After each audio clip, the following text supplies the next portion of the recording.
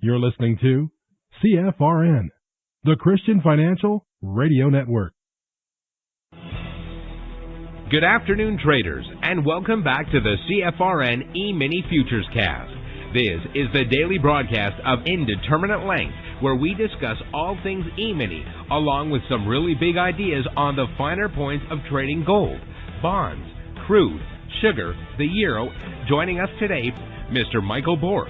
From our trading desk in Chicago, Mr. Burton Schlichter. Now, to get things started, let's go to our host and founder in Studio A, overlooking South Mountain, America's largest city park.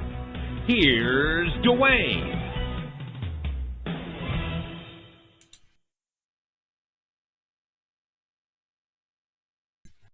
Good afternoon, welcome back. Today is Thursday, 7th day of August, 2025. Thursday means it is members only workshop tonight, 8 p.m. Eastern. If you're a member, please have your questions ready. Thanks for joining us today, whoever you are, wherever you are.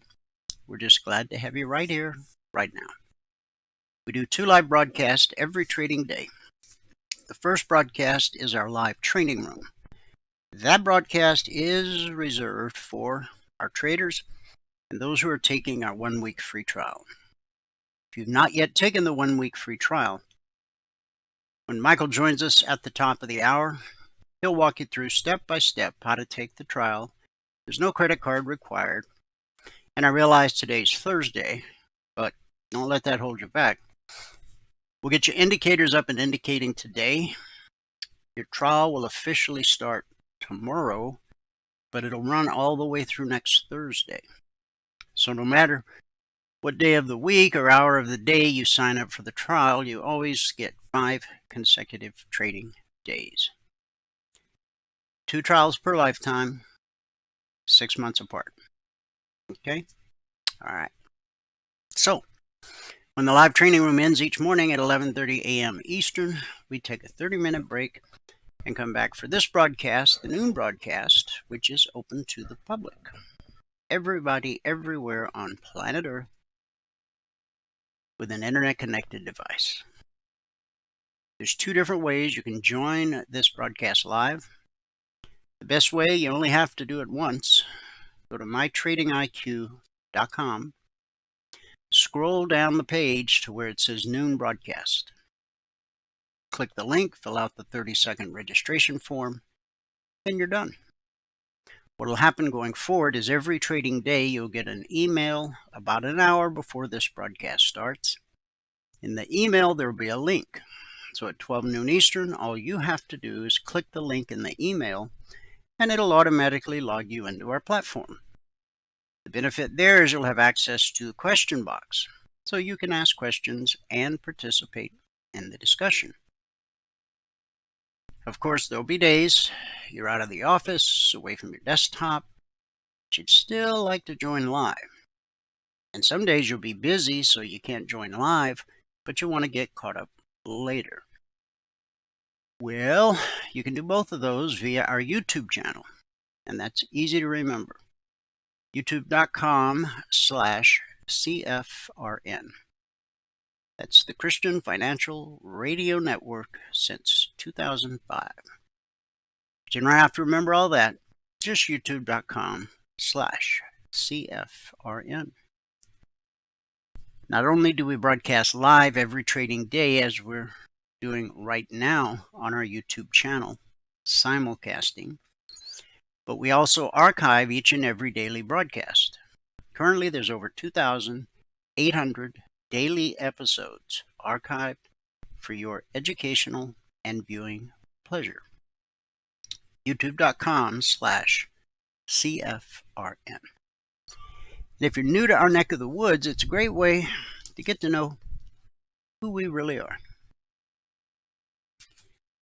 Thanks to the power of YouTube, you can scroll back 6 days, 6 weeks, 6 months, 6 years, even more, and actually see how we've evolved over the years. Obviously, you're not going to watch them all, nor do you need to, but it is a good resource to have at your fingertips, and it'll let you know we've been around a minute. This is our schedule for each afternoon broadcast, so we're going to dive right into our daily devotional, Chasing Carrots, the Endless Pursuit of More. And we're on day 3, maybe day 4. We talked about chasing fame, chasing approval. Today we're going to talk about chasing perfection.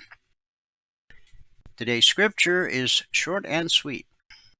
Matthew 5:48 from the NIV translation. Be perfect, therefore, as your heavenly Father is perfect. Now, out of context, that might seem a little bit confusing because we know there's only one who's perfect.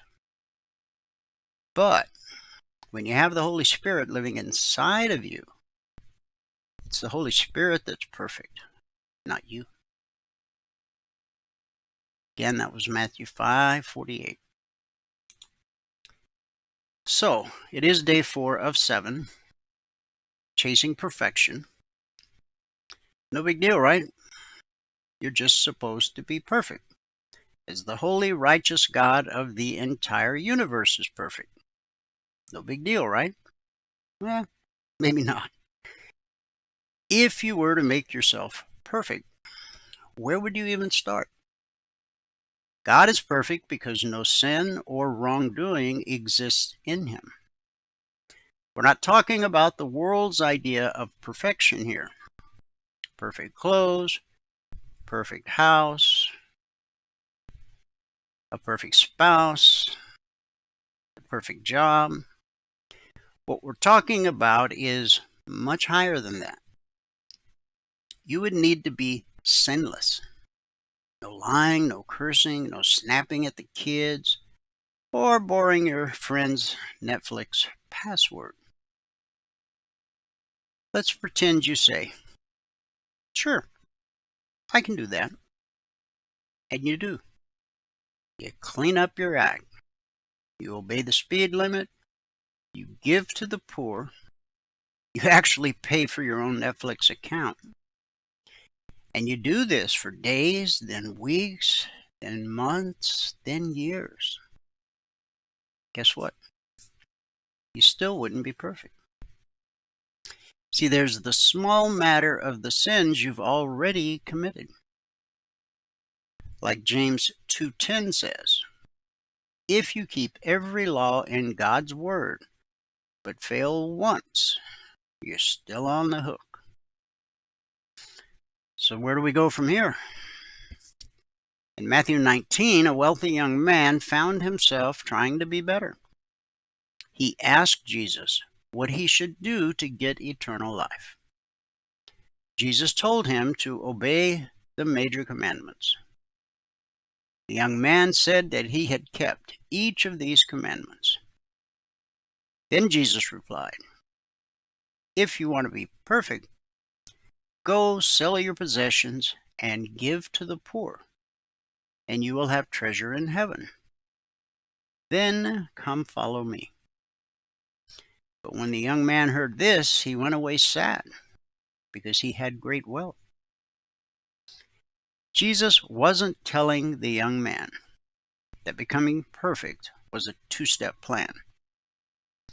First, obey the commandments, and second, give away all your stuff. Jesus was simply saying that the path to perfection starts with getting rid of whatever might keep a person from following him. But perfect? How could anyone be perfect? This is not the world's kind of perfect. It's so much better. When you choose to follow Christ, he covers your sins and imperfections the death he died on the cross.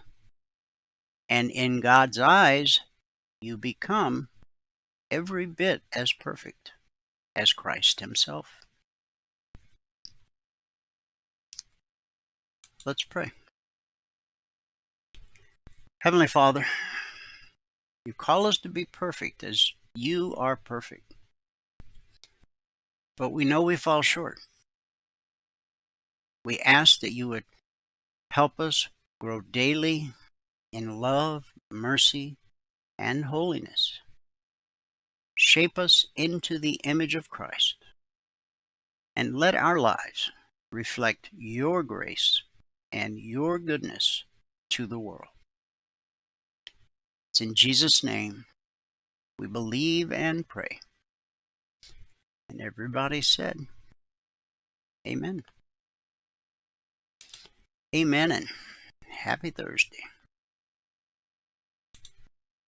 Almost the weekend.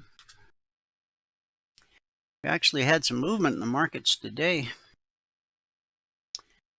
They arose from their slumber, finally. So let me give you the numbers from around the world. We'll start here in the U.S. with the cash markets, or the indices. Currently, the Dow is down 302 points. The Nasdaq's up 58. S&P 500 is down 8.5. The Russell 2000 is down 12. Is this the move we've all been waiting for? I don't know. Could be the beginning of it. In the commodity basket, crude oil down 24 cents, trading 64.10 last.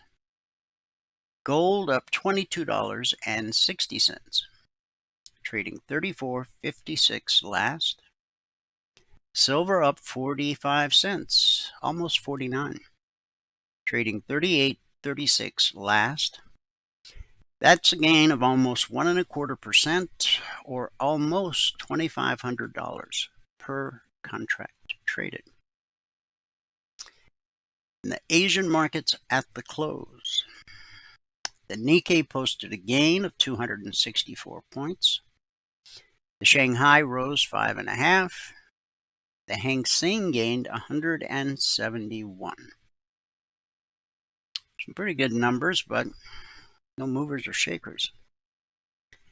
And in the European markets at the close, FTSE down 63. The DAX up 266. So for the DAX, that's almost 1.25%. The CAC up 74 points, which is almost 1% for the CAC. So we had a green day in Asia. It was a mixed day for the UK. And at the moment, it is a mixed Radio Thursday here in the US of A. We got 3 of the major indices in the red. The Dow's down pretty heavy, 266 points. But the S&P is only in the red by 3, the Russell by 12. The standout here is the NASDAQ, which is still pumping to the upside, a whopping 82 points, which could vanish in the blink of an eye with the NASDAQ. So we have the mixed markets that we're not so crazy about, but actually today's trading hasn't been so bad. Let's look at the global news. Sad news out of Georgia yesterday. A gunman wounded 5 soldiers at Fort Stewart Hunter Army Airfield in Georgia yesterday.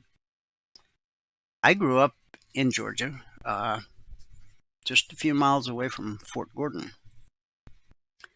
Fort Stewart is a little further south and to the east, just outside of Savannah.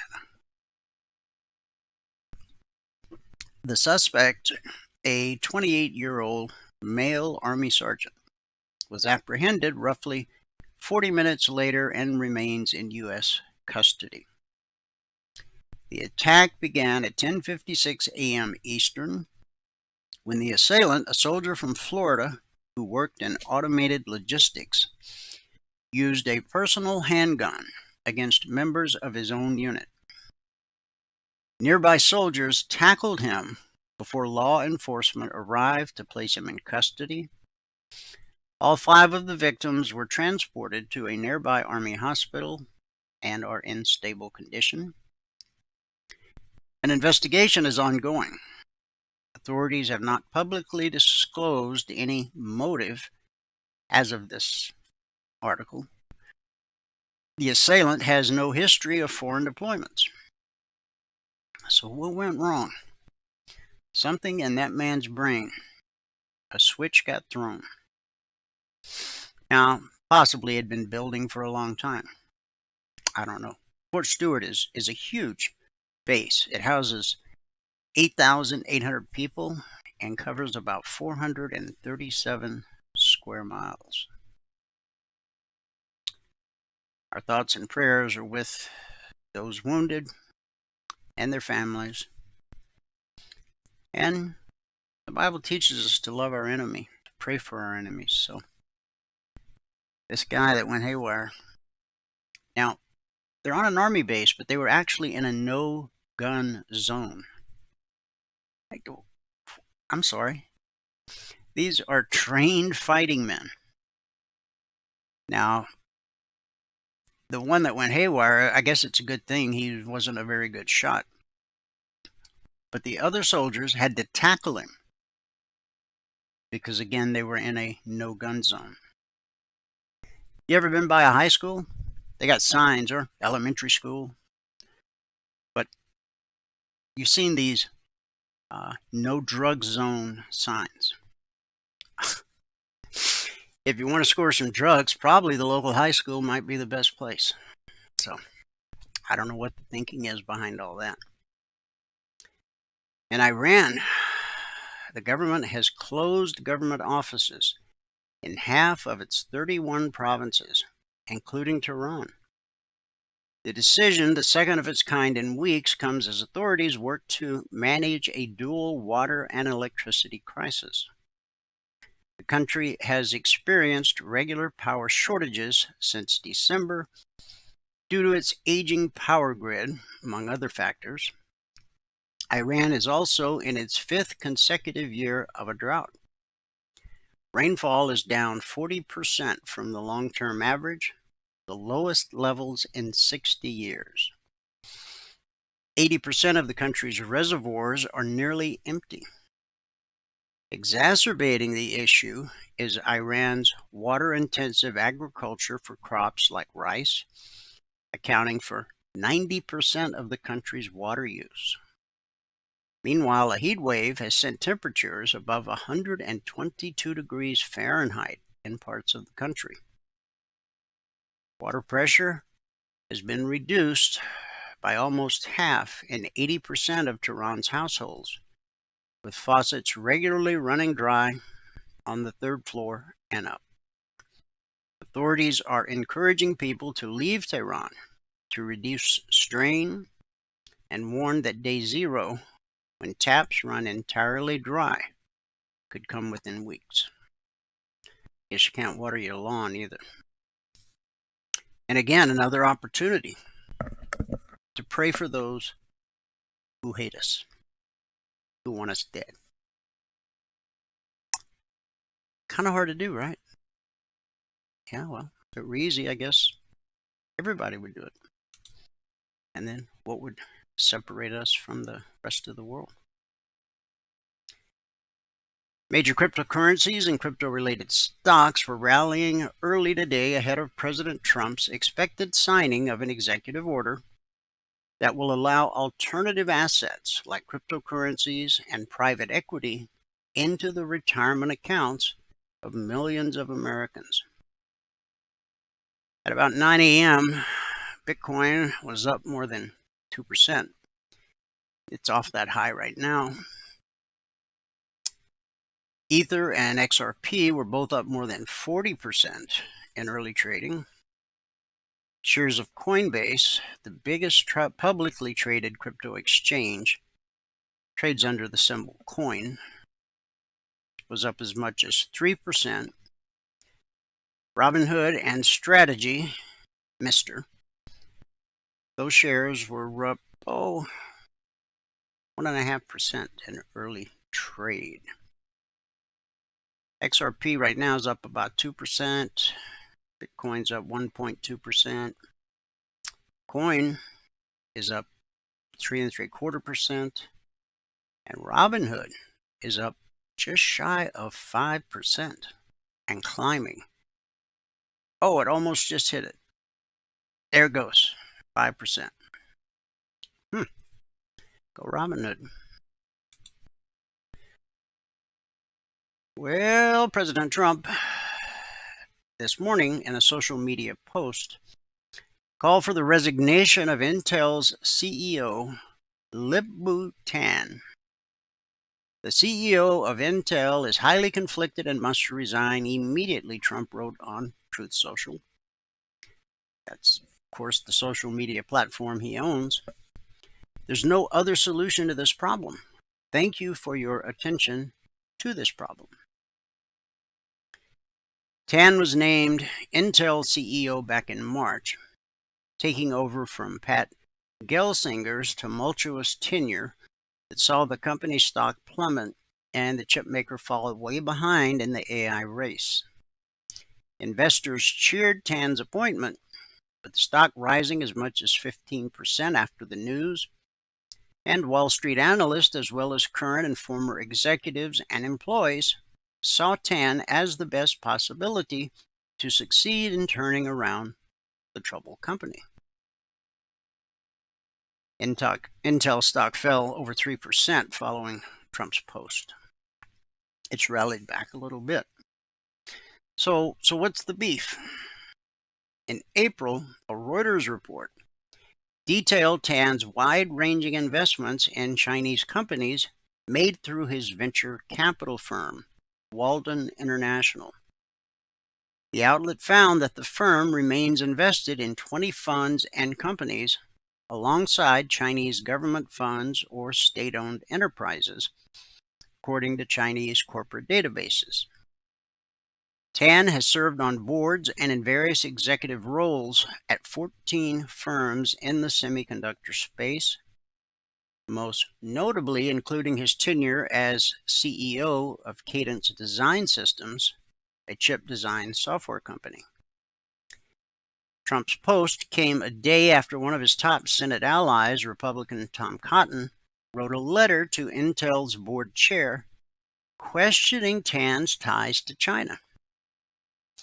Intel is required to be a responsible steward of American taxpayer dollars and to comply with applicable security regulations, Cotton wrote, pointing out Intel received nearly $8 billion as a grant.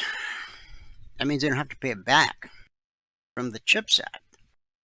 Now, that's your tax dollars at work. Mr. Tan's associations raised questions about Intel's ability to fulfill these obligations. Intel did not respond to a request for comment. You know, in order to be president, you've got to be you have to have been born in America or Hawaii or Kenya dressed up like Hawaii, whatever. I really believe, and you can call me xenophobic, homophobic, I don't care. If you want to be a congressman, a senator, federal judge, I think you should be an American. When I look at some of the comments that come from some of these congressmen and women, and I look at their names, I'm just like, how did this happen? Who first opened the door? Now again, I know some people will just completely disagree with me, but thank God for freedom of speech and freedom of thought. Those are my thoughts. What do you think? Should anybody from any country be able to come to America, get naturalized, and still hold positions of great power? Think about that. Federal Reserve Governor Christopher Waller is emerging as the top candidate to serve as the central bank's chair among President Donald Trump's advisors as they look for a replacement for Jerome Powell, whose term ends in May. Trump advisors are impressed with Waller's willingness to move on policy based on forecasting rather than current data, and his deep knowledge of the Fed system as a whole. Waller has met with the president's team about the role, but is yet to meet with Trump himself. Kevin Warsh, a former Fed official, and Kevin Hassett, currently Trump's National Economic Council director, also remain in contention for the job. We will be rid of Jay Powell come May 2026. I mean, he could always do America a favor and just leave early. Americans filing for unemployment insurance on an ongoing basis reached the highest level since November 2021 at the end of July. In the week ending July 26, 1.974 million continuing claims were filed, up from 1.936 million the week prior, and the highest level seen since November 2021, according to data from the Department of Labor, which of course you can trust, because it's a government agency, right? Economists see an increase in continuing claims as a sign that those out of work are taking longer to find new jobs. Or maybe they just like collecting a check and not having to work. I mean, think about it. You can collect your unemployment check and still have a full-time job working from home under somebody else's name. I think more and more people are figuring this out. Meanwhile, weekly filings for unemployment benefits increased to 226,000 in the week ending August 2nd, up from 221,000 the week prior. Oxford Economics lead economist Nancy Vanden Houten wrote in a note following the release that the level of weekly jobless claims is consistent with a low pace of layoffs.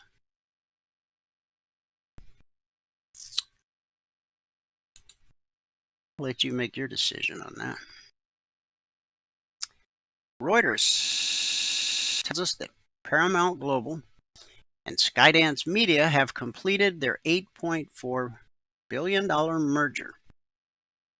This was announced more than a year ago, but there's been much political scrutiny and shareholder concerns.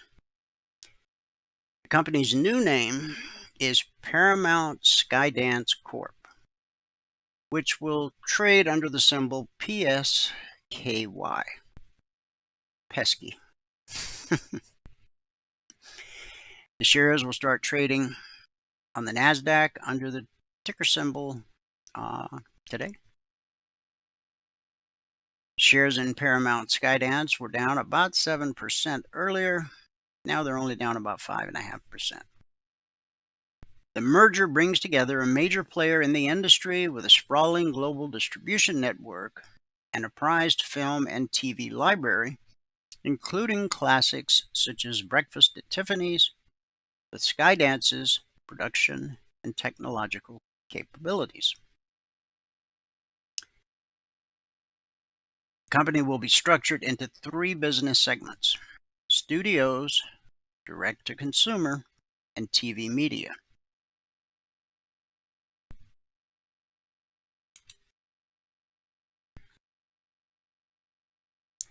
And the new sweeping reciprocal tariffs are now in force, as the White House implemented a recent executive action that will see importers paying between 10% and 50% in the coming months as they bring in a variety of goods to the U.S. from around the globe.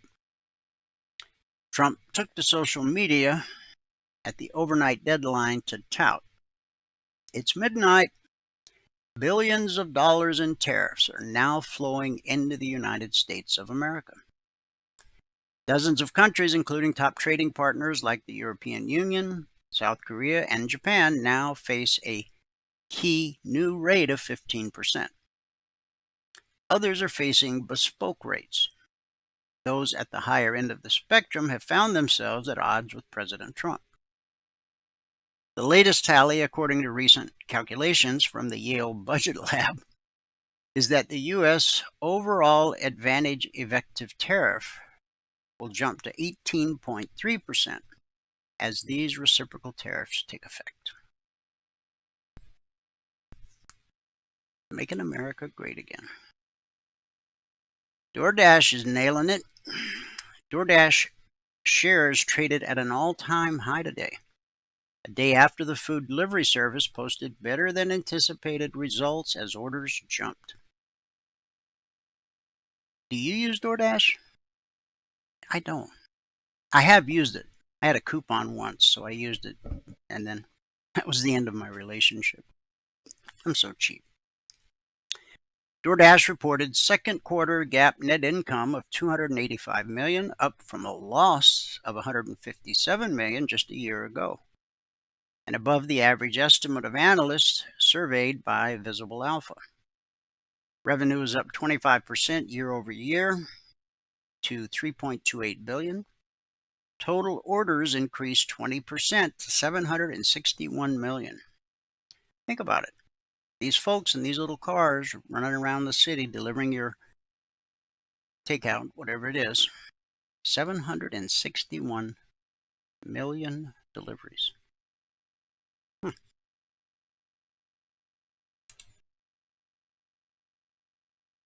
And from Bloomberg, oil held steady as traders awaited a planned meeting between Presidents Putin and Trump that may affect the availability of Russian crude supplies in the global market. Okay, that's it from the Wall Street news. Logic 247. Boy, this is our most challenging week in a long time. We're in week 366. Over the last 366 weeks, we've issued over 20,250 individual handcrafted alerts. And what we've averaged on a weekly basis is 20% or less of the alerts being stopped out based on simple market structure and a simple process we teach all of our passport holders. The number of alerts is down this week because the market's been so flat. Valerie did the recap this morning at 7:30 a.m. Eastern, so some things may have changed since then. She will update the recap this afternoon before the members only workshop. But at the time she did the recap, since the markets opened this past Sunday night at 6 p.m. Eastern, we issued a total of 39 alerts, 3 never triggered, still waiting on the outcome of 15. That's a reflection of how flat the markets have been. That's why I'm thinking there may be some resolution to a few of them over the course of today. So that gave us just 21 actionable alerts, of which 4 or 19% would have been stopped out. Again, based on simple market structure and the simple process we teach all of our passport holders. Now, last week we ended up with 4%, only 2 stop outs. The week before was, I think, 8%.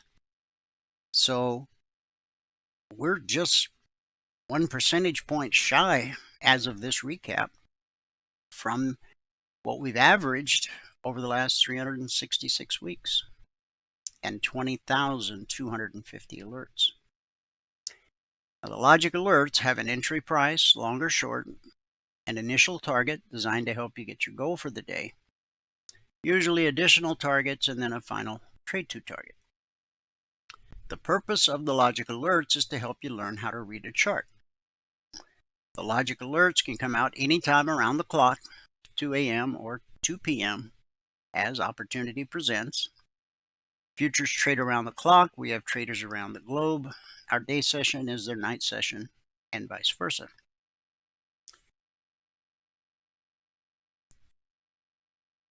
Now, long before we had a Logic 247, we had our original alert service years before. We've been around a long time. I'd have never thought. Well, whatever. The original alert service, our concierge trade alerts, they're different. They don't have all the entries and additional targets and all that stuff.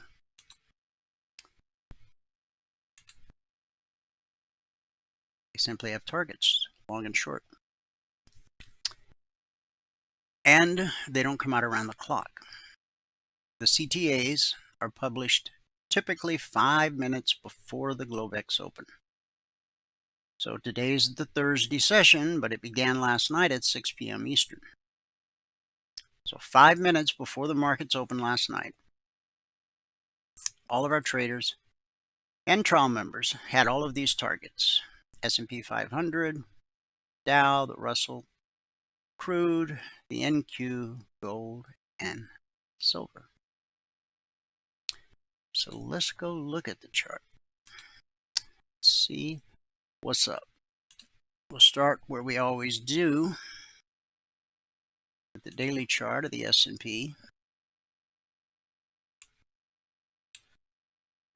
Now, we've been talking about red and falling being potential resistance, and we spiked it real good.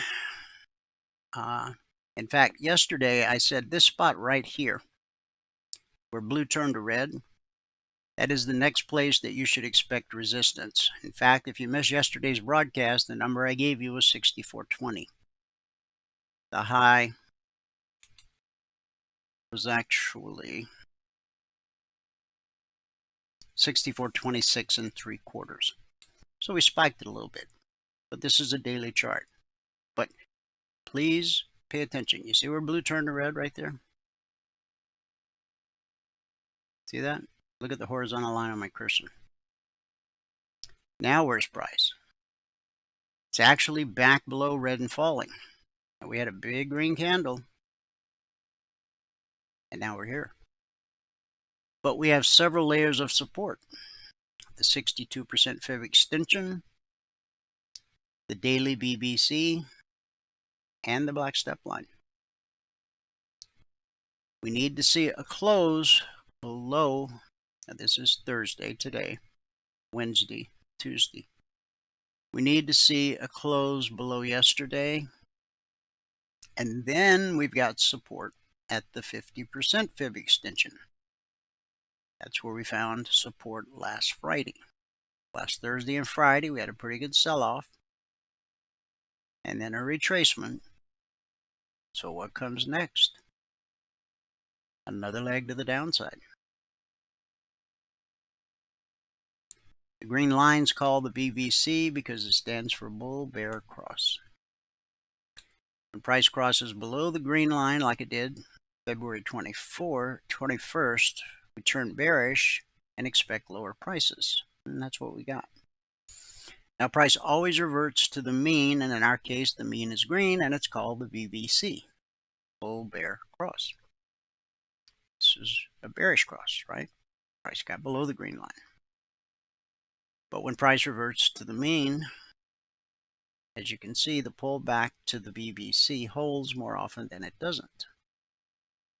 And then on April 24th, we crossed above the green line. And the first pullback held. The second pullback held. The third pullback held. The fourth pullback held. And then the fifth pullback traded through. But it didn't behave the way it did on those two previous occasions. We hit that 50% Fib extension.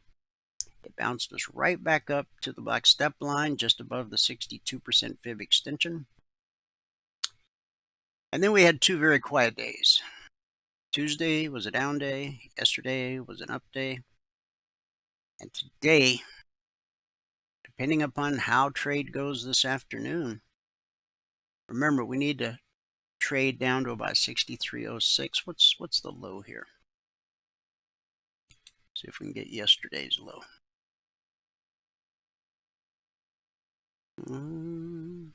Oh, come on.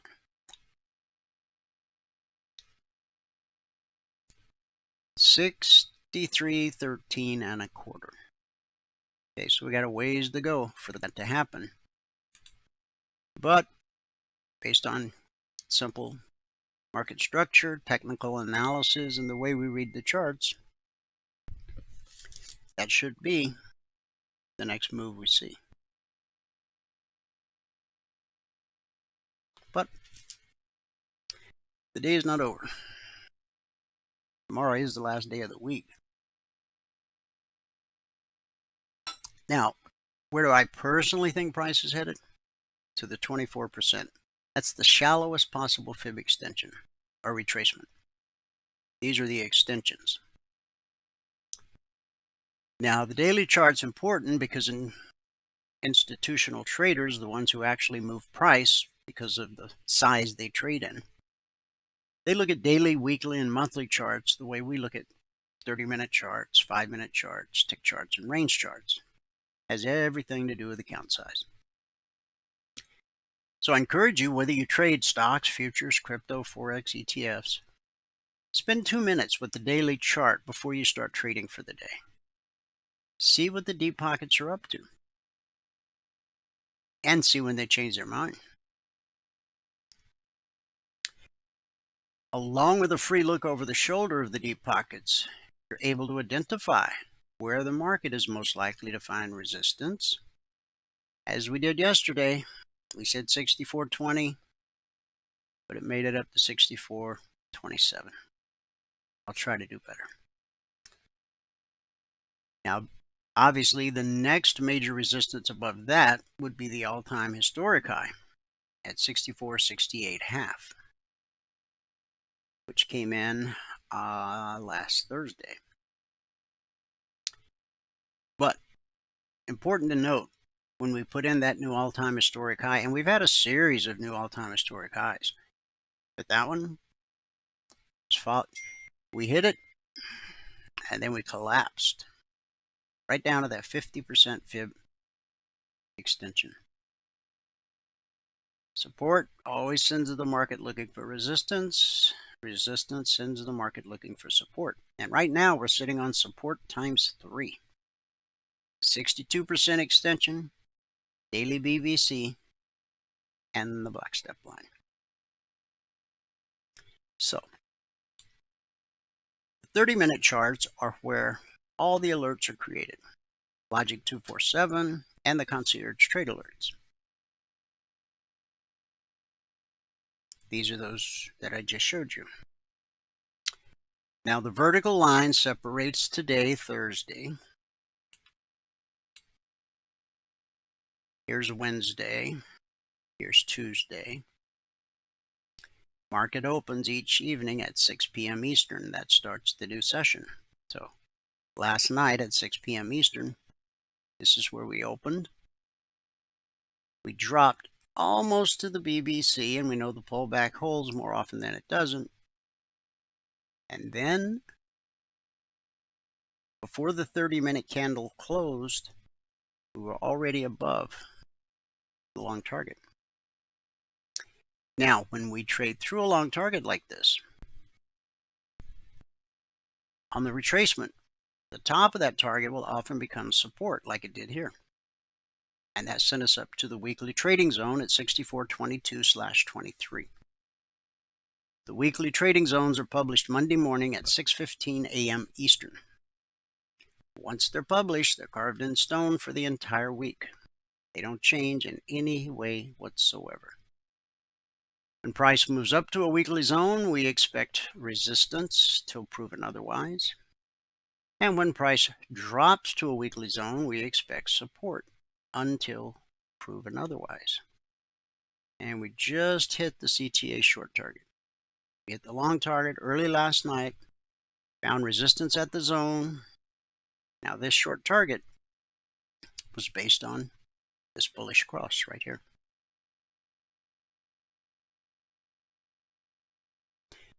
When the blue line gets above the green line, that's called a bullish cross, okay? When you have a bullish cross that leads to an extended move, the first time price revisits that area, it will almost always be good support the first time down. Markets are really heavy right now, so looks like we're going to trade through that bullish cross. But you should expect it to be support. And there's still 14 minutes left in the life of this candle. So I wouldn't be surprised to see us come down and tap the zone and then bounce back up to that short target. That's one possible scenario. Now,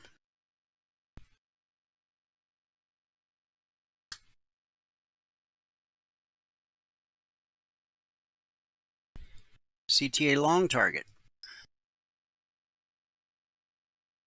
It's based off this right here. And I just showed you what the short target was based on. And as you can see, it looks like we may have stopped dropping for the moment. Again, market's very heavy. Now, it's very slight, but if you notice, the black step line is starting to kind of curve to the right. On the way down, these two were parallel, right? Step line on the left side of red and falling. Blue and climbing is bullish, red and falling is bearish.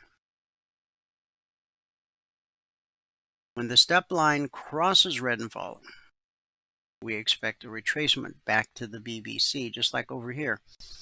When the step line crossed blue and climbing, what do we get? A retracement to the BBC. That just happens over and over again and again. It happened here, and this time we traded through the BBC. The pullback holds more often than not, but eventually it will trade through. Just like you saw on the daily chart, just like you see on the 30-minute chart, just like you'll see on a 5-minute chart. The Dow was just flatlining last night. I mean, look at the last couple days. That's pretty flat. We found support. We found support. Today we actually made a run at resistance, but we didn't quite get there.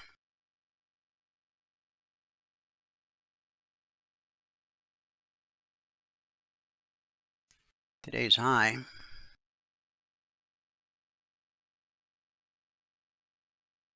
That's not necessarily a spot I would have looked for potential resistance. Now you can see right here, the step line was on the left side of red and falling, and then it kind of merged and got on the right side. That's an inflection point, and it just happened to turn out to be the high of the session. So support, support. Now we've traded through support. We're below the BBC. We have red and falling, but notice the black step line. It's starting to curl. And if it crosses to the right side of red and falling, look for a retracement back to the BBC. If the pullback doesn't hold, right above it you have a bearish cross. That's potential resistance. The first time price revisits that area. No matter how low we go, when price gets back to this area, you should expect resistance until proven otherwise. Now, where should we expect support? Well,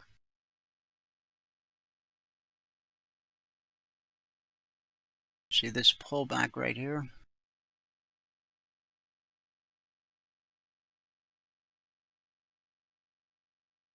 That line's right up. So you had a leg, a retracement, a leg, a retracement. Now this is going all the way back to August 4th. Today's the 7th. Thursday, Wednesday, Tuesday, Monday. Okay. So simple market structure. says that really we should find support in this area here. So we may have a little further to drop. And we may drop all the way to the zone. In the Logic 247 alerts, you'll find where the exact targets were on the way down and on the way up. The Russell, here's where we opened last night, right here. And in the first 30-minute candle, we came down and hit the short target to the tick. See right here where red turned to blue? See that? Look at, that's what the short target was based on, right there. That's when the market went from being bearish to bullish. And again, we opened here, and in the first 30 minutes dropped all the way down, and then closed just above the BBC. So we're going from bearish to bullish, all in one 30-minute candle. So we get a leg and a retracement, pull back holds, leg and a retracement, pull back holds for a few candles, then we get below, but without any real conviction. We get back above the BBC, we hit the long target, and we came just shy of the weekly trading zone, which we expect to be resistance till proven otherwise. Looks like the high of the session was 54.4. So we missed it by 6 ticks. The zone is 2255/56. And again, the zones go out to all of our members and trial members. Monday morning, 6:15 a.m. Eastern. That gives you plenty of time to get them on your charts before Wall Street wakes up for the week. And once they're published, they're carved in stone for the entire week. So basically, we found resistance at the weekly zone, published Monday morning, and then we found support. Now, as we hit the short target, we caught a little bounce. I already explained to you where the short target came from. The long target, which we just ripped right through, was based off this bearish cross. Now, had you been looking at it in real time, a lot happens in a 30-minute candle. You could have come up and tapped it and backed off. I don't know. Maybe it just shot right through it. You can go look on a smaller time frame and see. Drop to a 5-minute or a 1-minute, you get a better idea. From zone to zone. So we expect support at the zone. It bounced us up to the underside of the short target.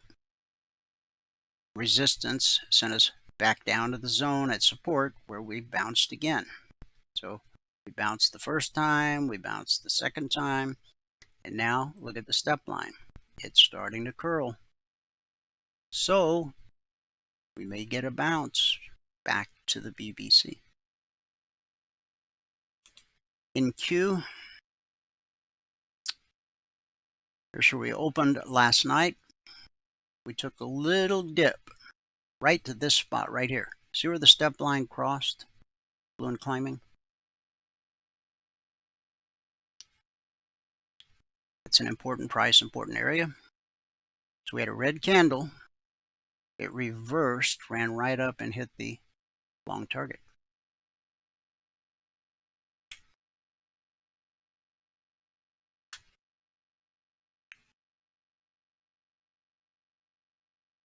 Which was based off this high right here.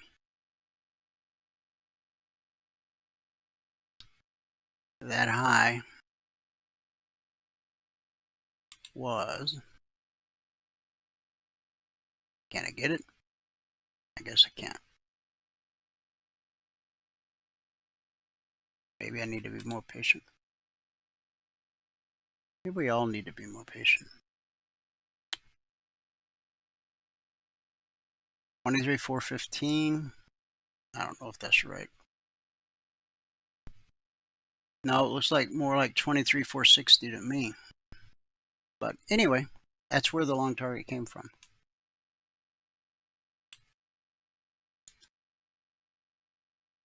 So in the first 30 minutes, we hit it, traded above it, And then on the pullback, you see how we found support at the long target? And we made another run. Overcame, we consolidated at the zone, which is what happens 70% of the time. And then today's high,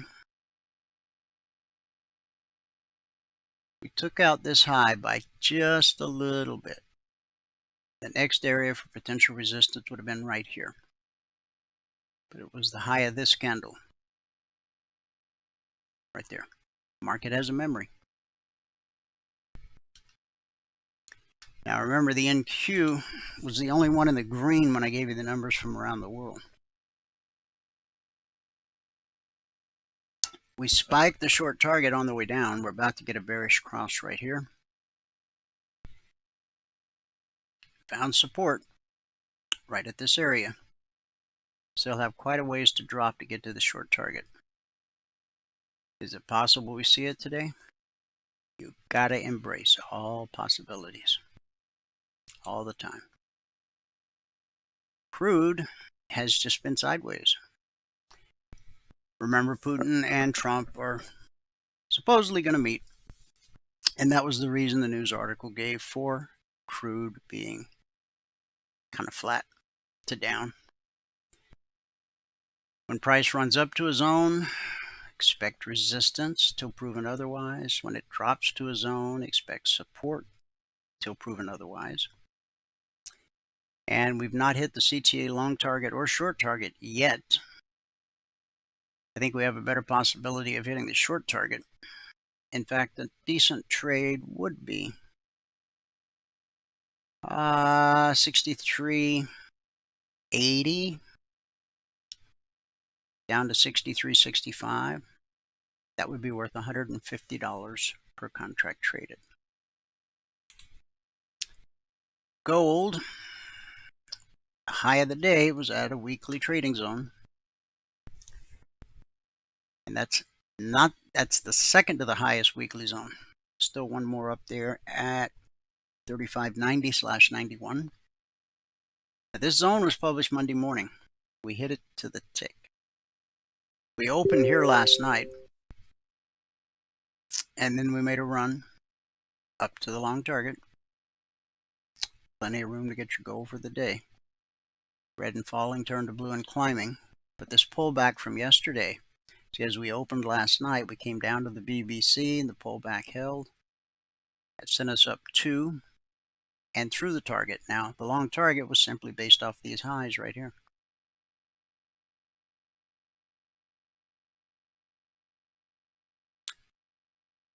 The pullback held, so we got a leg. Now, one of three things happens when price encounters a zone. Consolidation, I already mentioned, 70% of the time. 20% of the time, rejection. That's what rejection looks like. And 10% of the time, the slice. That's when a 30-minute candle slices through a zone like it's not even there.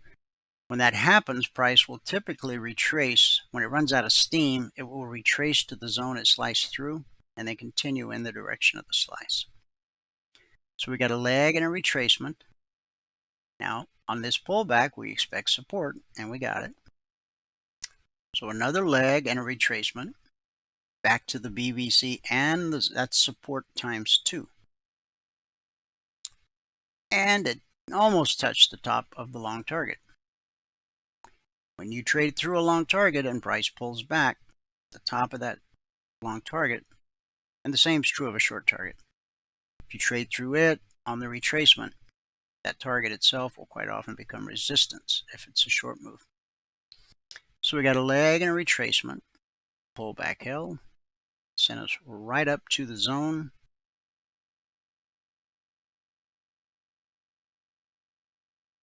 We overshot it by 3 ticks. The zone's 70/71, so it's right inside the zone. And from that resistance, price will always go look for support, which it found at the BBC, pullback held, bounced us up. When blue and climbing gets directly above price, okay, it's usually on its way to turning into red and falling. So blue and climbing directly above price can act as potential resistance. And it did. We touched it there. That sent us back to the BBC. Then we had resistance here at the black step line. And then the pullback ultimately held here. So all these candles are touching the BBC. So we got another leg and a retracement, and then another leg and a retracement, all in one candle. A lot happens in a 30-minute candle. We ran, this candle opened at 34.54 and ran all the way up to 34.65. A $1 move is worth $100 per contract traded on gold. So you see again here we found support at the top of the long target. We hit it early in the session, then it acted as support. Now we're just kind of wandering sideways. We got one market left, silver, but we'll cover that when I come back. We had a very bullish day in silver, although we've retraced close to half of that. But Michael's here. He's going to give us a recap of what happened in the live training room this morning. Do a little live trading on the TradingView platform. Then I'll come back. We'll look at silver, and I'll wrap things up with our good word for the day. Here we go. Okay, looks good. All right. Thanks. Sorry about that. Got stuck in traffic. No problem. All right. Here we are. Good afternoon, everyone. Today is Thursday, the 7th day of August, 2025. Now, if you have not taken a free trial with us and you want to take a free trial with us, go ahead to mytradingiq.com, click on the purple button right here. There's no credit card required for the trial. Okay, click on that purple button, and that is going to bring you to, well, this registration page. Okay, on this page, all that we ask for is your name, your email, your phone number. Down here at the very bottom, give us your TradingView login ID. Okay, if you don't have one, click on this link right here. Watch the video. Get your ID. Now, the Essential will work just fine. That gives you two charts with plenty of indicators. We only use actually two indicators in the room. But if you click on that, hit the register button, we will know that you signed up, and we'll be able to enable your indicators. Now we had our best day of the week today. Today was more than all the other days this week combined. Yeah, it was actually.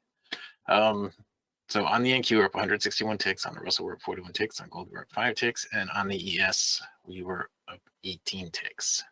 Now, yesterday, we ended not at the high of any of the markets that we were at. And today we ended, the NQ, 161 was the high of the day. The Russell, 41 was the high of the day. Gold, the high of the day was 11. And the ES, 18 was the high of the day. Today it took 13 minutes and 6 trades to get to $3,025 with 10 contracts on. We took a total of 43 trades this morning. So we traded a lot today. On the month now, we're at $3,665 over 5 business days, averaging $733 per contract per 2-hour business day.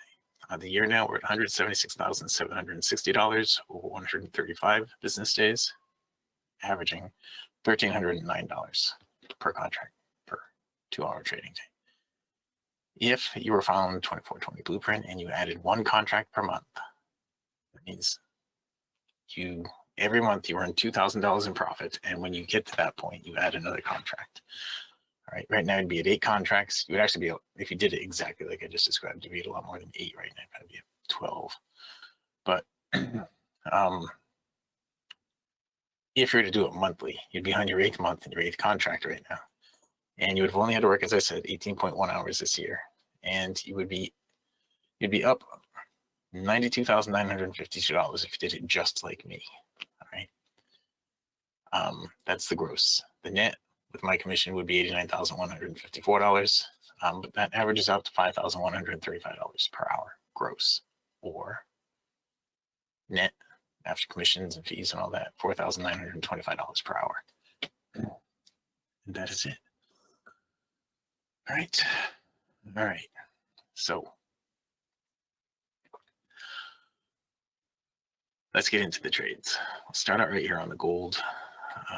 Gold is the only one that we didn't end at the high on, I think, right? Yeah, it is. The high on gold was 11 ticks, and we ended up with 5. But we'll go back to the very beginning. This is what I was talking about this morning. The markets weren't acting great right at the beginning. They were doing big moves up, big moves down, whip up, whip down, whip up, whip down, whip up, whip down, without stopping at the midpoint. We started out with gold. Our first trade on gold was right here. We picked up 6 ticks, and the next trade here, we picked up 5 more to get us to 11. And then we had all this right here, all this gapping business right here that happened. I don't know why. That was after 10 o'clock. But the next trade that we took was over here. We stopped out on that one. How the heck did I stop out on that trade? What did I do wrong that made me stop out on that trade? I don't know. I think I had a horrible fill. That's what it was. I had a horrible fill on that. And I should have had my stop at break even. It's a 9-tick range. It only has to go 5 ticks in profit, but I think my fill was off by 4 ticks. So I ended up stopping out on that. That put me down to -4. I got 5 ticks there to get me to +1, then 2 ticks to get me to +3, break even, 2 more ticks to get me to +5, and then another break even right here at the end. And that was it for the Russell. So now if we just look through here, what I'm looking for in the green, I'm looking for price crossing through the midpoint. All right, if it crosses through the midpoint, let's see what it looks like down on the bottom. That's in hindsight. When you're looking at it in hindsight, that's how you do it. But when you're looking at it in real time, you're looking down at the bottom first. Okay. We didn't have any trades here during the break. And that was gold. We ended up with +5 on gold. All right, now the Russell, we ended up at the high of the day on the Russell with 41 ticks. But we'll go all the way back here. At the very beginning, we did have one stop out there. We started out with a stop out on the Russell. It didn't go quite enough to get my stop to break even. And it stopped me out. We ended up with -15 on that first one. Then we took this right here for 20 ticks. That got us to +5. 8 ticks right here got us to +13. Then 8 more ticks there got us to 21. Then 15 ticks there got us to 36. That's right, 15 ticks got us to 36. And then we had somewhere in here, we had one more trade that was for 5 ticks. It got us up to 41. It was toward the end. 5 ticks, it got us up to 41. I'm looking for a valid trade in here.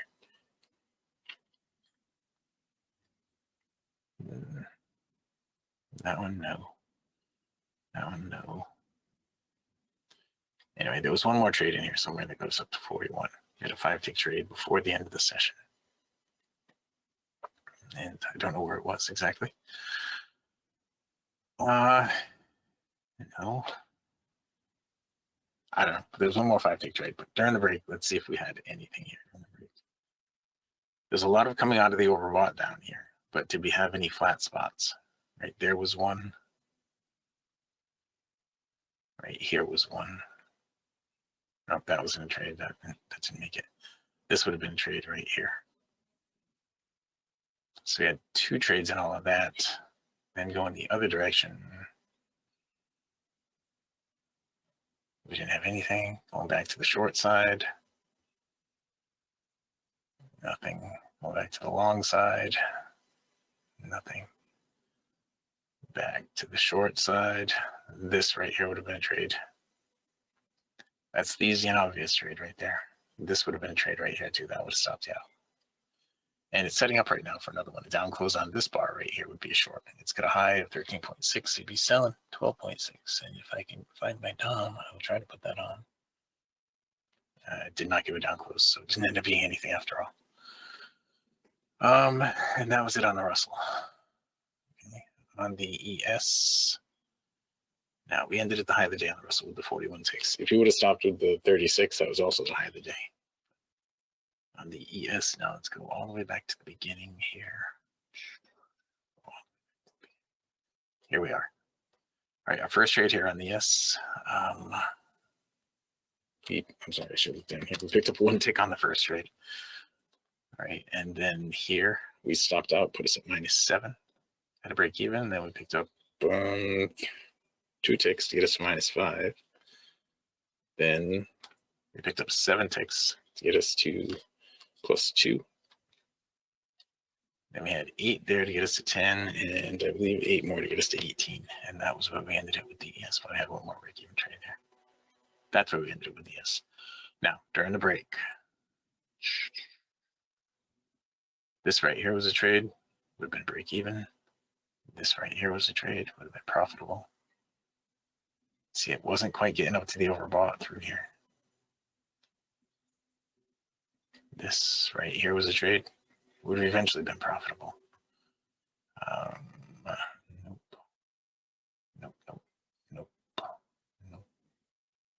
Nope. Just scanning through here, we didn't get, there was a lot of movement outside the midpoint. You see the legs, they're big long legs going up and big long legs going down. Not only that's a good thing, but today it was just going right through the midpoint, just not giving us any trade setups. This right here would have been a trade setup. This is not in the overbought right now, so a down close here won't be a trade setup. Okay, an up close followed by a down close right now on the ES. Anyway, we ended up with 18 ticks on the ES. Okay, and now the NQ. Look at this. It looks like it went down quite a bit here. It did go down. It's down below MA1. So it doesn't close down there. You can go down there, just can't close down there. Sure, Dwayne's covered all that with you. All right, on the NQ, I'm just gonna hit this one right here, because I know there's a whole bunch of bars on the NQ.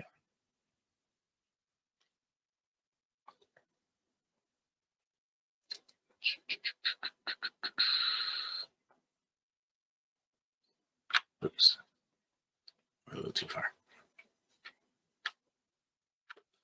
There we go. All right, you know what? I didn't take the question box out. Let me take that out and see if anybody has asked any questions yet. I don't see any questions for me. Okay, let's see who's in here today. That's good. All right.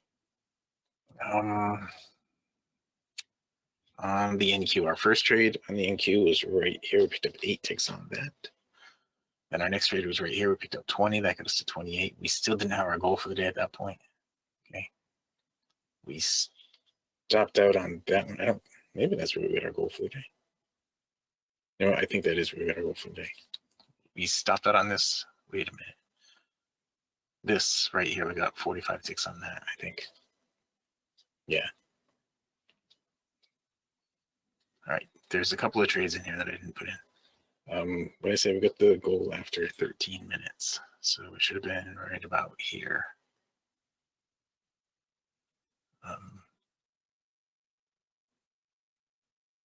Somewhere in here. 13 minutes. It would have been, yeah, it would have been this trade right here by the time it finished up here. By the time I looked at it, 45 ticks there. So we went from, what we did, we went from 8 to 28 to 73. And then from 73, we went to 85. So there was one more trade in here that I didn't mark somewhere. I think this was it right here. Oops, right there. So we went from 8 to 28 to 73 to 85. And then we stopped out minus 25. That brought us down to 60. Then we stopped out again, and that brought us down to 35. And then we had some smaller trades in here. We went from 35 up to 53, so that wasn't too bad. Then from 53 to 77, and 77 to 81, and then 81 to 126. So this was a 45 tick trade right here. So those were a couple of 4 ticks, 1 8 tick, I think, and then a 45 tick. So at that point, we're up at 126. And the next trade we took was ways away, a couple break evens. Then we had a 4 tick right there, got us to 130. Then we got a stop out coming up right there, brought us down to 105. A lot of bars in here. 8 ticks there, got us to 113. Break even. 45 ticks there, got us to 158. And a stop out brought us down to 133. Yeah, 133. And then we picked up 24 ticks there to get us to 157. and a break even, and 4 ticks there to get us to 161. And that is where we ended on the NQ. All right, now as we're winding it down here on the NQ,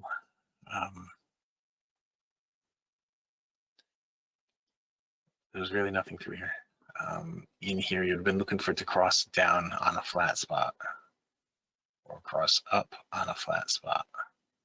This right here would have been trade. That would have been stop out right there. Right. This would have been a trade. That would have gotten you break even. It's followed by this right. Actually, that wouldn't have been a trade. This wouldn't have been a trade, so you wouldn't have had that stop out. You would have had this one right here. That would have been a break even trade. That was not a trade because the midpoint was not flat. And here you'd be looking for a short like this right here. That would have been a trade, worked out. You'd have been looking for a long. That wouldn't have done it. That wouldn't have done it. You've been looking for a short. All through here.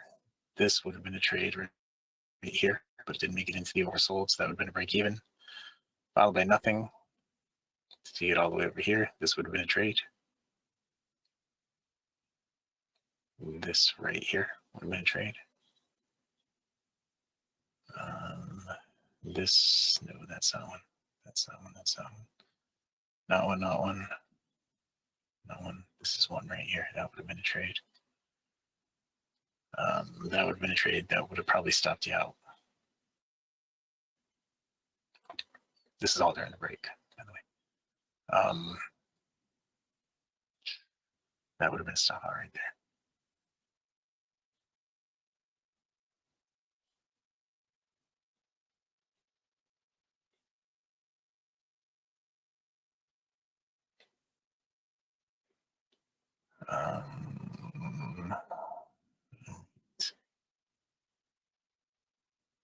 This would have been a borderline trade. It would have worked out just fine. Great, actually, if it would have gotten it. It would have been a quick 45 ticks. But see, then you had this big run up, a little bit of a pullback. No trades there, either direction. Gap down. Why the heck did you have a gap down? No trades there. This would have been a trade right here. That would have been a trade. This would have been nothing. This would have been a trade right there. You see what I'm looking at, right? As I go through this, I'm looking for the flat spots, see if you get across. If you're in the red, you want to cross down. If you get across down, you look down here and see if you came out of the overbought at the same time. Now, in real time, you're going to look down here first, right? Because you're not going to take anything until this gets into the overbought or oversold. If the background is red, then you're going to be looking for it to get into the overbought. If the background is green, you're going to be looking for it to get into the oversold, right? When it does that, look to see where you are with respect to the midpoint. If you're anywhere near it, then you have potential for a trade. But you can usually predict a couple bars out at that point, like right here.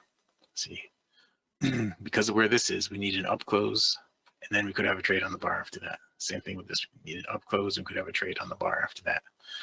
Over here on the gold, we need an up close, and then this could be followed by an immediate down close. Okay. On the NQ, we need an up close with another up close, or it could be a trade on the bar after. You guys see that? You can see the steps ahead of time as they're coming together, because you know that this is a 19 range bar. Okay, so you can see the steps ahead of time as they're coming together here.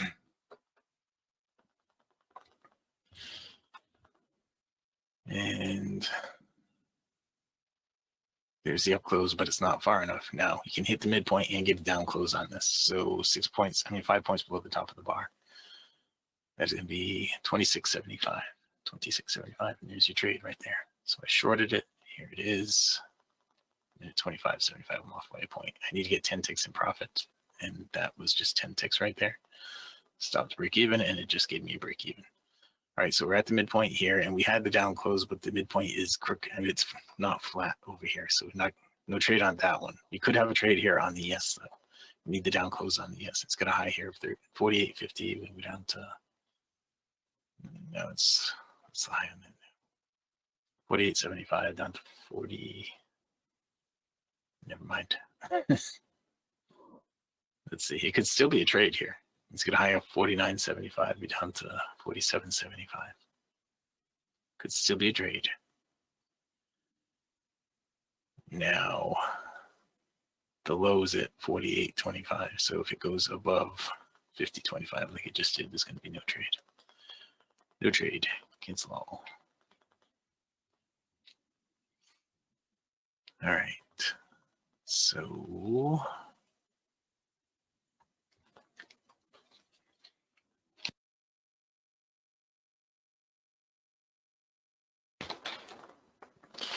now we wait. Randy P, are you in here? Randy P is not in.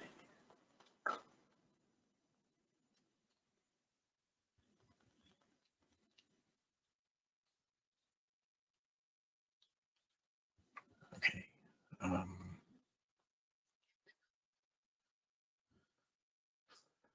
All right, guys.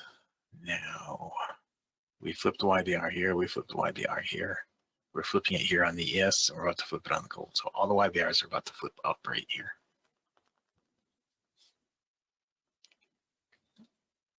Okay, they're all about to flip up.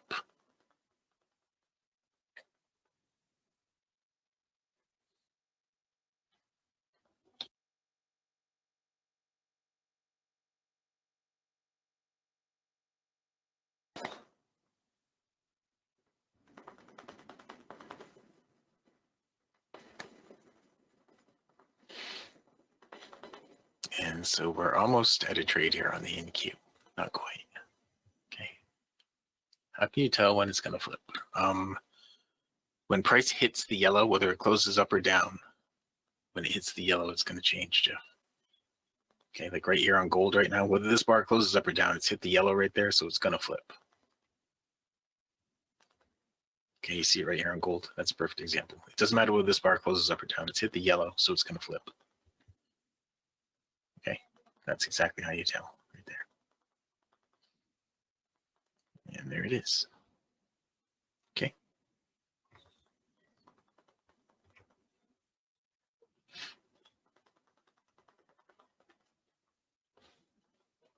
You are welcome.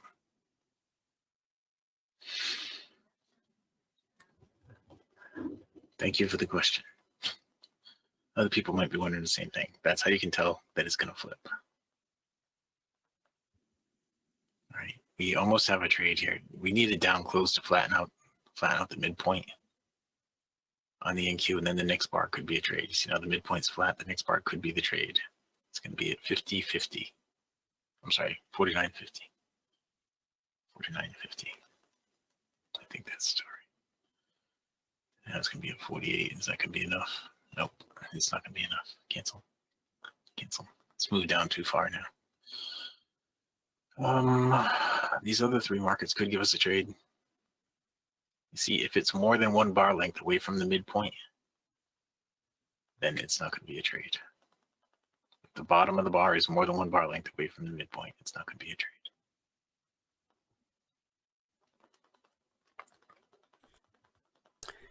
For those of you that were tuned in earlier, we talked about, as we went through the individual markets, that the black step line was in the process of trying to cross red and falling, which would send the market up looking for the VBC. And that's kind of what we're seeing. It was on a 30-minute chart. Okay, on a 30-minute. Yeah. Let's go with the 30. I will give them a visual. Here it is. The black step line right here, trying to cross up right there. All right, so if you get an up close on this 30-minute candle, then that would pretty much move the black step line above. I spread it out like this, you can see a little better. See right there? So you could anticipate a continued rally up to the BBC. Up to here. Yep. 382.50. Now if we go back to the daily, we just want it to close above 358 today, preferably above 370, preferably above the open. The open's at 371. So a close above 371 would be preferred. Close at the top would be great, but above 371. Now he says preferred because he's talking about, earlier in the week he talked about buying call options. Yes. When it was down here. But in the grander scheme of things, I'm actually looking for a down close, because we've had a leg down and a pretty deep retracement up. So I would look for a continuation to the downside. But it can go either way. You have to embrace all possibilities. Yes. See, let me show you. Dwayne's looking at it this way, right? From here up to here, and another leg down, right? Yep. Just so you see, you understand what he's looking at. I just wanted to go up because right here is where I said buy the calls. And the expiration on those is next week, and I'm thinking by the end of next week we'll be up above here. We'll be at new highs if we continue. If we don't close below the MA1 today, if we don't close below rate and falling today, by the end of next week we should be up at new highs. That high that you have there, that is the all-time historic high. It is right here. Yep. Should be new all-time highs by the end of next week is what I'm thinking. I don't know. We need some sort of catalyst. We'll see. Trump's talking at the end of the day today. That could be what it takes. Yeah, and it's interesting that he's timed it with the close of the markets, the stock market. Keep in mind, futures will continue to trade for another hour until 5 p.m. Eastern. So the final hour of trading in futures is usually pretty quiet. But with the president, and I'm not sure who's reporting after the bell today, but I can find out. Today's Thursday, the 7th. So after the close, do we have any big names? There's a whole lot reporting after the bell, but I don't see any big names in the bunch. GoDaddy's the biggest one in the bunch, so that I recognize anyway. So. Well, I was just looking for a long trade here with that turnaround. So now we've flipped the other direction. So we may not get that pullback. Yeah. We'll see. On the gold right now, it's got a low here, 52.8. It's going to have a high of 50. I would be buying 53.8. Now, with all the indices flipping down right now, you see all the indices just flip down right here. Gold has been running with the indices instead of against it lately. So, I don't know. It seems like there's some money going into crypto today. There's money coming out of the markets and going into crypto today, it seems like. That's because Trump's signing an executive order today. And I think he's going to sign it at 4. That will allow people with 401ks and other retirement type accounts to include cryptos and private equity. Sweet. So that's a huge change for the retirement community and retirement accounts. A literal ton of money that is going to be dumping into the crypto. Yep. Buy it now. All right, there was just a trade here on the NQ. I'm sorry, I wasn't looking at it, but there was a trade right here. This down close on the NQ. It was a trade, and there's the gold. All right, so I had the gold waiting over there. That's why I was not getting the NQ, because I was focused on this gold. I just moved my stop to break even on gold. I'm going to lock in 1 tick, and that will be our one profitable trade in this session was 1 tick in gold. There was a beautiful trade right over here on the NQ that you could have gotten. I missed, but the gold was the only other one, really. All right. So what am I looking at? This guy right here. I'm going to wrap it up today. We finished with $1,285 per contract this morning, 161 on the NQ, 41 on the Russell, 5 on gold, and 18 on the ES. On the month now, we're at 3665 over 5 days. On the year, 176,760 over 135 days. If you haven't taken a free trial, go to mytradingiq.com, click on the purple. There's no credit card required for the trial. Click on that purple button. And you sent here, just fill out this form. All right. Guys, partners meeting tonight. If you have anything you want to ask during the partners meeting, you can email it in ahead of time. We'll try to get your questions first in the meeting. Okay. You can email it to support@cfrn.net or support@mytradingiq.com. Especially if you're not going to be able to attend the workshop live. Yeah, we take those questions up front so that whenever you have a chance, you can go to the Telegram channel for the members only workshops. We post them there each week, and you'll be able to hear your question answered. if you send it in ahead of time. Yes, indeed.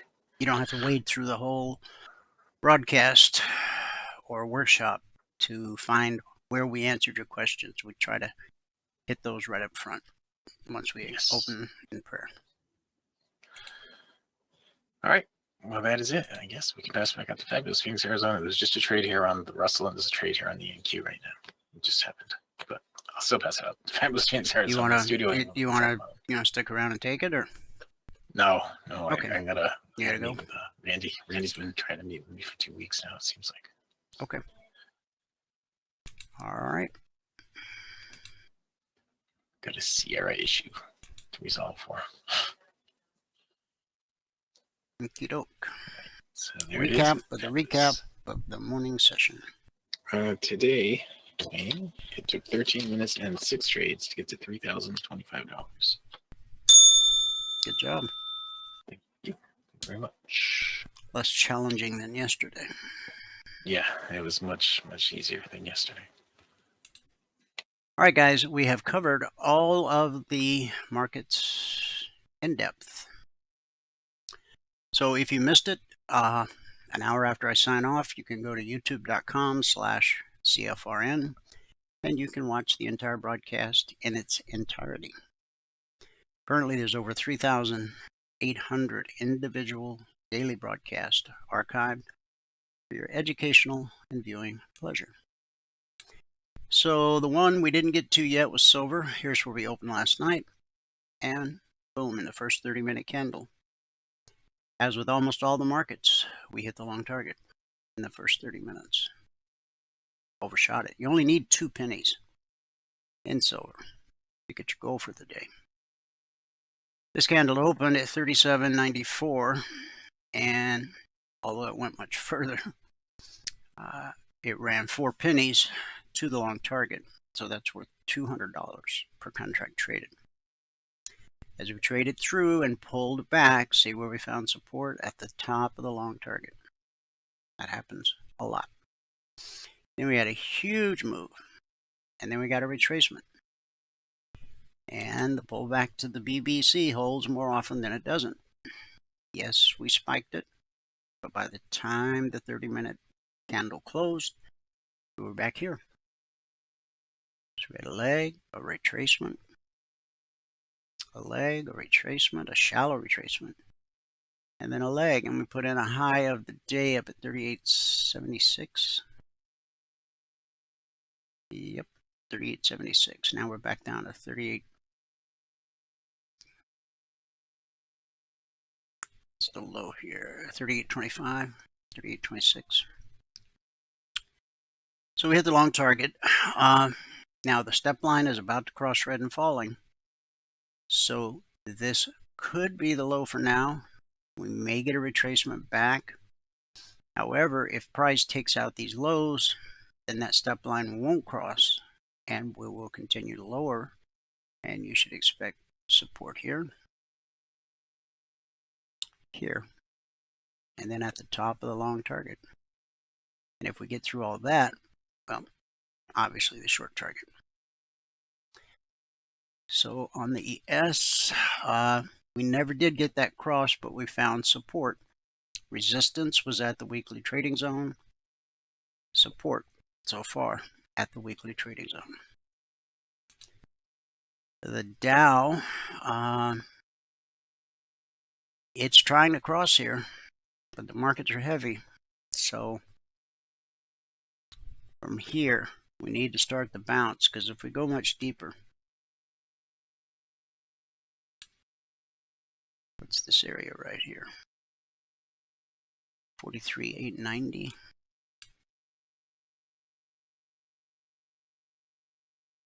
So that's where that support is coming from. Right here. How far left do you have to look? As far as you need to. We already covered the Russell. Now we hit the zone, and first we got resistance at the zone, and then we got support at the zone, and then support again at the zone. Now we've actually gotten below the zone, but the step line has crossed. So we may get a rally into the close trying to get back to the BBC. But if price keeps dropping, look for support here around 2206. In Q, we've come down through the top of the long target, and this low right here, remember this was the opening candle last night, and we hit the target in the first 30 minutes. That's where the market's finding support right now based off that low put in. We opened last night with a red candle, and the market just came down and touched that exact spot. This is not preparing to cross, so I'm thinking the NQ is going to continue lower. It's got to get through this area of support. And then you got this little area right here, which we've almost touched. Then here, here, and then bang, you're at the short target. And that very well could happen. Very well could happen. Crude, still sideways to lower. We might see the short target by the end of the session. I think I told you earlier, 63.80 to 63.65 would be a nice window of opportunity. 63.80 to 63.65. That's worth $150 per contract traded. And it may be getting ready to happen right now. See here, the step line just barely crossed. We tapped the BBC. And now see your leg, retracement, and a continuation of the leg.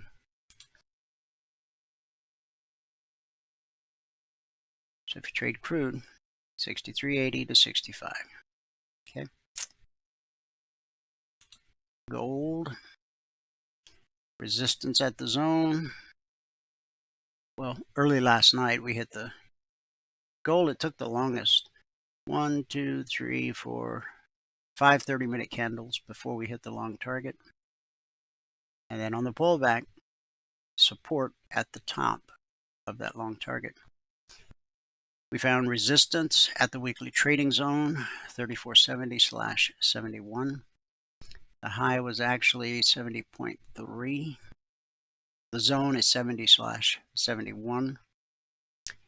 And then we found support here at the zone. We found support here at the zone. We're above the BBC. We could be about to stage a rally here. We're above the BBC. We have blue and climbing. But we need to take out this high and this high. Trade silver. Gold, 34.6. Let's see. Let's go 34.61. 34.62. That's $100 per contract traded. But you want to get above this because that's potential resistance. You could come in earlier. You could come in at 58. Actually, you could come in. What's this high? 56.4. You could come in at 57 and trade it up to 58. And then if it keeps going, right on up to 62 to 64. And then we'd be back at the zone where we found resistance an hour after the London Open this morning. The London Open was the second 30-minute candle after the London Open that we hit the zone. And again, these are the zones that were published Monday morning at 6:15 a.m. Eastern. Resistance, support. That's what we expect until proven otherwise. And silver we just covered. 38.18 down to 38.10. That would be worth $400 per contract traded. But you do have the step line trying to cross red and falling, so we may get a bounce back to the BBC first. That's okay. This window of opportunity will remain valid.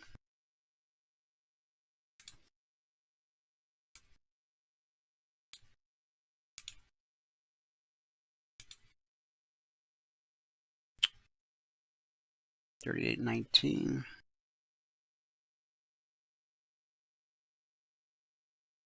You could go $38.09. So that would be $450 per contract traded. What if that doesn't happen today? Is this still valid tomorrow? It is valid until price enters this window. Now, when you have a big window like that, price will often go halfway through, retrace back to the top of the window, and then the second move, fill it. See that happen over and over. One last look at the daily. Okay, still got that big wick sticking up above red and falling. We're sitting right on top of the 62% fib extension, the daily BBC, and the black step line. That's support times 3. If we close below yesterday's low today, then tonight I suspect we would hit the 50% fib extension.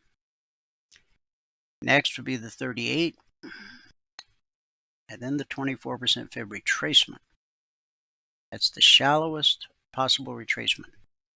From the low put in April 7th to the all-time historic high put in last Thursday, July 31st. That's the shallowest retracement. To really keep this market healthy, I'd like to see a retracement back to the 38. Even better would be the 50.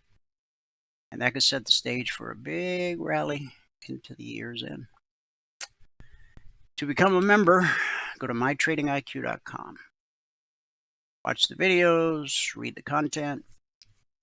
When you've made up your mind, send an email to Valerie, support@cfrn.net. Let her know you want to become a member. She'll send you all the information you need and a link to click so you can make your payment and become a passport holder. If you jump on it now, you'll get an invitation to the members only workshop tonight at 8 p.m. Eastern. 9 out of 10 new traders fail because they don't have anyone to teach them how to trade. That's why we spend 2 hours every trading day in the live training room doing exactly that. Teaching you how to trade. Now, you may have struggled for years and spent tens of thousands of dollars. Perhaps you even think, man, there's just no way I can learn how to trade. That's not true. Wherever you spent all that money and all that time, did you actually have anyone teaching you how to trade? Probably not. So 2 hours of live training every trading day, plus private one-on-one mentoring at your request. The strategy you learn, the indicators you own as a passport holder are fluid across all markets and all time frames. Stocks, futures, crypto, Forex, ETFs, it doesn't matter. Price flows the same across all markets and all time frames. Support to resistance, back to support, back to resistance, over and over again and again. The never-ending cycle. As a passport holder, you get the Logic 247 alerts around the clock. And remember, the purpose of the alerts is not just for you to trade them, which you can, of course, but the real purpose is to help you learn how to read a chart. So if you trade them, great, but make sure you use them for the reason intended. Because once you learn how to read a chart and learn how to trade, that's something nobody can ever take away from you. As a passport holder, every Monday morning you'll get the weekly trading zones, like you just saw on all the charts. Once they're published Monday morning, they're carved in stone for the entire week. They don't change in any way whatsoever. And if you're a passport holder this afternoon, you will get an invitation with a link to attend the members only workshop tonight at 8 p.m. Eastern. Again, members, you can send in your questions early. and we'll hit those first. But please, those who are going to attend and be there live in real time, please have your questions ready. Last but not least, you get the golden keys that open all the private channels in Telegram. When you're on the trial, you have access to the public channels so that you can get the alerts, the CTAs, the weekly zones, and you can communicate with our traders. Most places will not let you mix and mingle and ask questions of their current clients. Why? Well, you know the reason. But we don't concern ourselves with that. We stand behind our service and our product. From the group training every day to the private mentoring, we are an open book. Everything a trader needs, all under one roof, one low price. Now, just because becoming a passport holder costs you a fraction of what you've spent at these other places, don't let that devalue the value of what you get for your money. Please. We wanted something where people could actually learn how to trade. No gimmicks, no parlor tricks, no sleight of hand. And we wanted it to be affordable. Some of these places want 10 grand, 20 grand. I mean, it's insane. What amazes me is that people actually pay those prices and get so little in return. All right, let's wrap it up with our good word for today. The 5 crowns. This is part 1. 1 Corinthians 9:25. They do it to obtain a perishable crown, but we for an imperishable crown. In describing our heavenly rewards, the Bible speaks of crowns. Let's look at each and see what we can learn. Keep in mind this is part 1. The first is the victor's crown. And everyone who competes for the prize is temperate in all things. Now they do it to obtain a perishable crown, but we for an imperishable crown. Therefore I run thus, not with uncertainty. Thus I fight, not as one who beats the air, but I discipline my body and bring it into subjection, lest what I have preached to others, I myself should become disqualified. That's 1 Corinthians 9:25 through 27.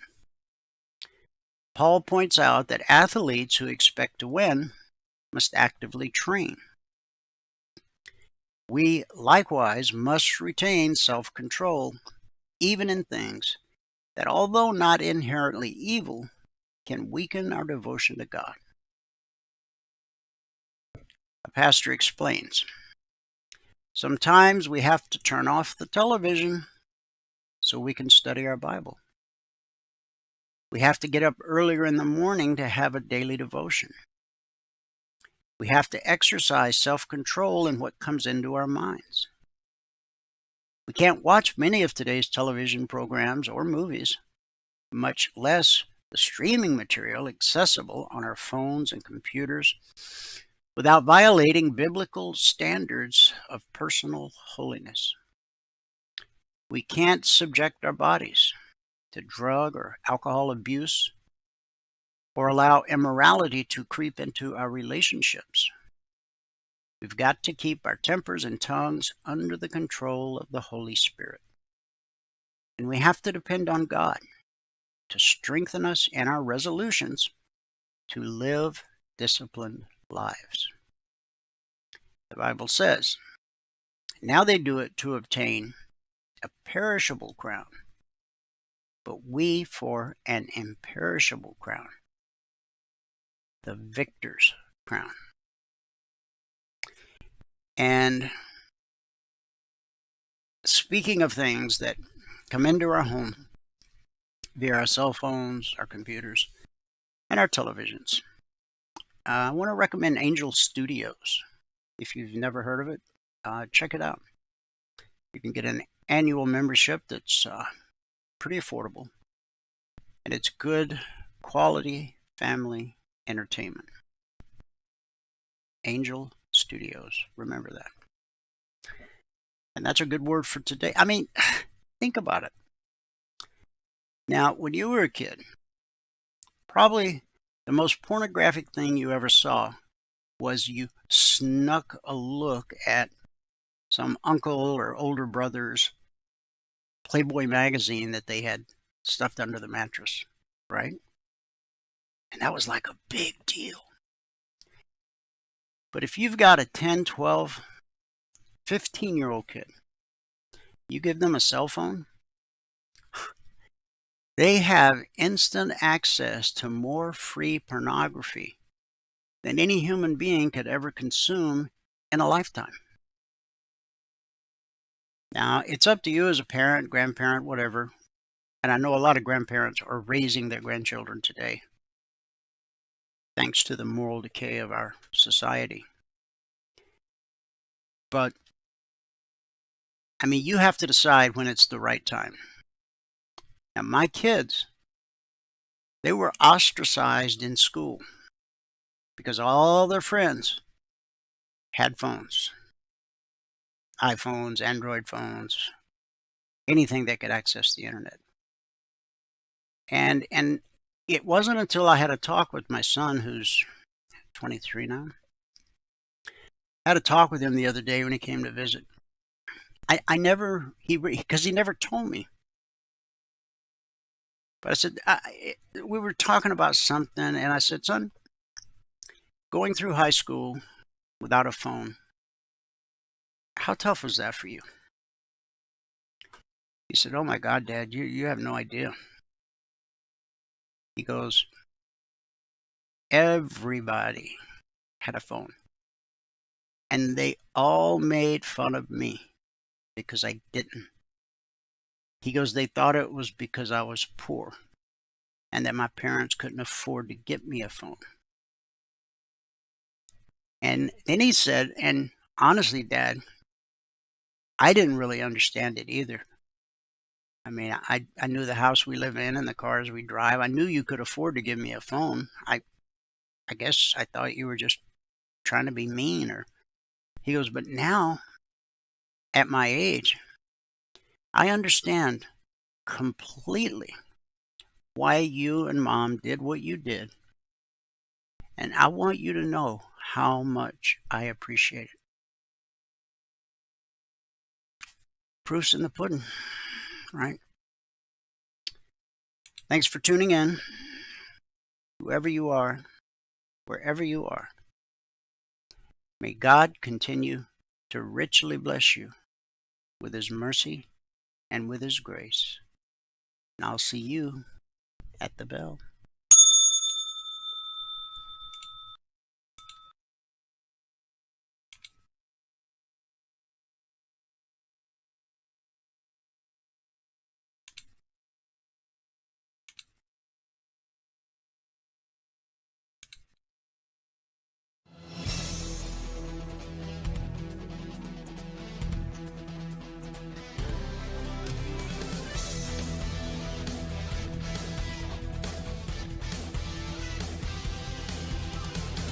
Remember this, there is no greater return on investment than to see a human life changed and given hope. As always, pray hard and trade safe.